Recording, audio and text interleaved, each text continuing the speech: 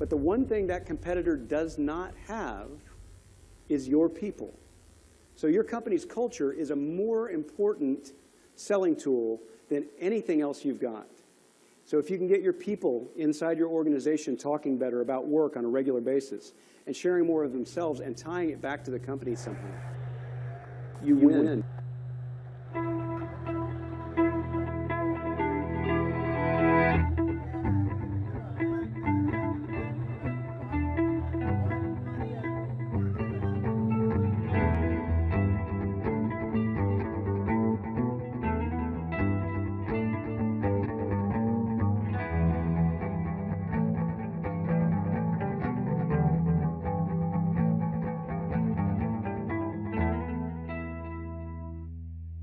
And we talk about issues of social recruitment, how to recruit better, how to attract talent better, and how to use social media tools to make your job as a recruiter more efficient.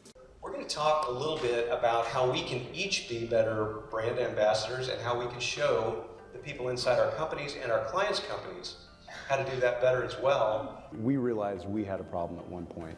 So we're going to discuss how we identified what that problem was and who these people are that were falling through the cracks, and then talk about how to actually personalize a message to them so that they don't walk away from the process feeling like they didn't get a good customer experience. And then talk about how to engage them back into your process so that you can retarget them. Because the reality is, just because they're not necessarily a good fit for the job that they applied for, it doesn't mean that they're not going to be a good fit for your organization somewhere down the line. They might be a customer, they might be a business partner. Whatever it is, we want them engaged and we want them to be big fans of the process and the company when they walk away from that. It's something that seems overwhelming when you think about all these places you have to master in order to have a good marketing technique and a good recruiting program. But it's really not. It doesn't have to be that difficult. It doesn't have to be hard at all. So if we just remember a few simple things, right? Look legit, share enough information about yourself online so that you don't look creepy when you reach out to someone and they come back to check you out. Share good content so you're not just asking all the time, hey, look at me, apply to my job, look at our company, but you're giving more, right? You're giving some third-party resources, saying here's an interesting article that you might want to share with your network that has nothing to do with me selling you anything or asking for a referral. And just be a good network citizen. This becomes fairly simple. Be personal.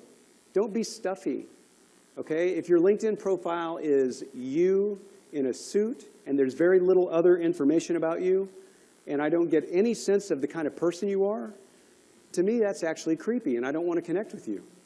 So you have to be a little more human, a little bit more of a 3D person in your own online profiles when people come back to check you out. Share your company's culture versus selling your company's product. So I'd be willing to bet that whatever it is, company, product, service, venue that you have, it is not exactly completely unique in the universe. There is a competitor that has a similar thing. But the one thing that competitor does not have is your people. So your company's culture is a more important selling tool than anything else you've got. So if you can get your people inside your organization talking better about work on a regular basis and sharing more of themselves and tying it back to the company somehow, right? You win, because all you have to be is this much better on a regular basis than your competition to win. All right, so what should your content mix be? It's going to be different for each platform. LinkedIn, I use a formula that goes about like this. Personal stuff about something that's happening in my personal life. And it's never real personal, but maybe taking today off to spend with my son for kindergarten graduation. All right, that sort of thing, believe it or not, on LinkedIn gets bigger response than anything else I post. Good articles. I have some automated feeds that go there and post things a couple of times a day. And the content that I post that's about cool tools from places like Read Write Web online is really highly liked and reshared. Company and culture stuff.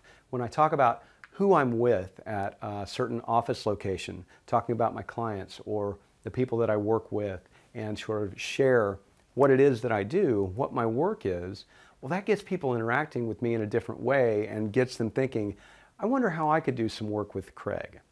That's what we want to do basically in general, is get eyeballs on our company and our company activities and thinking about our company culture and what that means and how to opt in better. People have LinkedIn profiles, and the folks that you're reaching out to are just curious and they want to know what you look like. Really, that's it. They want to see your picture. They want to see how you talk about work and how you describe yourself in your own online profile and what you post and the thoughts you have, more than just what's on your website. So being a brand ambassador for the company is incumbent now upon everybody because we don't get to hide behind the veil of our website anymore. We're all exposed.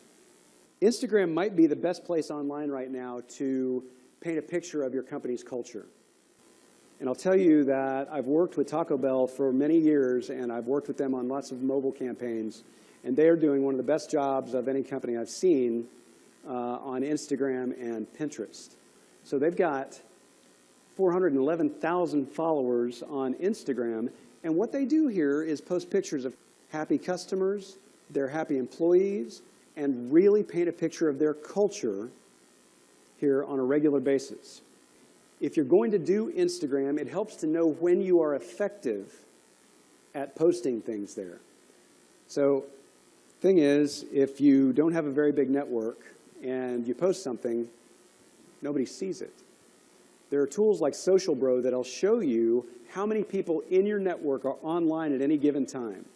And what I find is, even though I've got a very big network, sometimes it's as little as 3% of my network is ever online all at the same time. 10% is average. So how many people, if you've only got 1,000 people in your network, are going to see your advertisement? Not very many. So you need to know what times of day you're successful, what kinds of content people like the most, who your influencers are. So the folks that are using Instagram know that it's a great tool for posting things you want your network to see, because from Instagram, from your phone, you can also post your pictures to Facebook and Twitter and Flickr and Tumblr and lots of other places. Remember, I'm trying to spend less time on social media. So I like apps that allow me to do all that at once.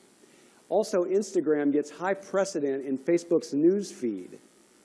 Why is that? Because they paid $1.2 billion to buy Instagram. It's ridiculous. But now, because of that, any photo that you post through Instagram to Facebook gets higher ranking in the news feed. And what's our goal, again? It's to get more eyeballs on our stuff, the maximum amount with the least amount of effort. So using Instagram is a good way to do that. InstaJob. It's an app for your iPhone, and now Android will help you create little visual job advertisements. Do you know that Facebook demoted the EdgeRank, which is the algorithm they use to decide what you see in your news feed? They demoted the EdgeRank of any kind of content that doesn't have a photo or video attached to it. Forbes had to redo their entire Facebook page because they had all this news content that didn't have any photos on it. Anything that doesn't have some sort of attachment, photograph or video, now barely shows up in the news feed. So you need some visual elements. Also, most job descriptions kind of suck. It's just true.